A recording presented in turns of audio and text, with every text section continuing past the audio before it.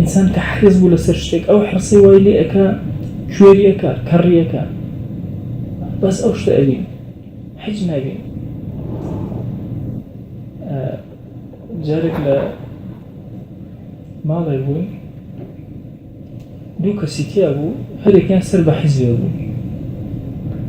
هل كان زور حزب حزبك يا أخوي هل كان زور تم دفاع على حزبك يا أخوي أنا كان مش قادر أشتغل شاوشتان أنا بس خصنا كلام بلوغنا أكثر والله حصل يعني كان مجليش هنا ودي أما وصلت زين كل شيء لو سر كدانيتي على الصدامة توقعك ما شيء مش ودي أقوت شاول لي أخوي حزبك والله كهواي أنا طبعا أو بيش كابو ودي أبا كمان أصيك ودي أي صلاة ولا تسرك أو توقي لقلاك يخوي مرزق كده باش أول شيء بلا وجوان باش لحرص أعماه وأصمه ما بيصير ناجين زور بلا أوبو أنا توصلتي وهاد ديارة بتوقع كبياو باش أو بدوني كرامة هنا هر أي الرسول أيش بدوني باش ذا حرص أو هاي سبحان الله أعماه وأصمه يعني جاري وهاي هكذا أبيني هالطين مادتي يتلب يناي مادة حجنا بيني كحجنا بيسي جاري وهاي كسيك هالطين أفرتيتي طاب بروا كان رجل وكرشة نابيسي هرشي تذكيري أكي بيري خيتو كورنكي أو غلط أو خطر هيك كيرشة أنواع جاري حرصة كان لجاني إنسان أوها لهم خطرتر وغطى نور بصيرته التي تعرف مداخل الشيء حرص شيئك وكو برديش ليه بصيرتي إنسان دا أشاري طبعا إنسان بشي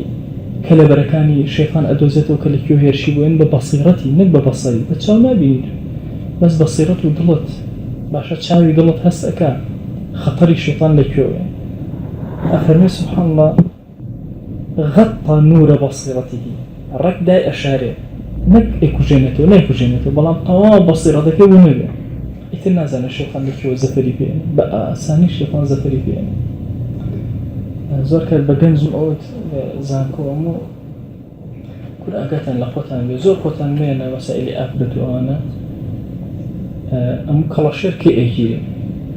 والله ما صنازين أمو كلا شركة تأثير وسمريش كبا أساني من الله قطاني بيجري تشكت شاوي نهبين حج حتى تشولك لو كانت أكثر أجيري حج نهبين كيرب ماشا غزالي أفرمي يك لسرسي عقل أمامي دوي للروا الرولة مسائل الشهوة وأمو الرولة مهما كان وريابي إلا كشف من فتشات النبي كيرب من لا يعني حج تصورك إلى مجالس جاري وهي دائني شيء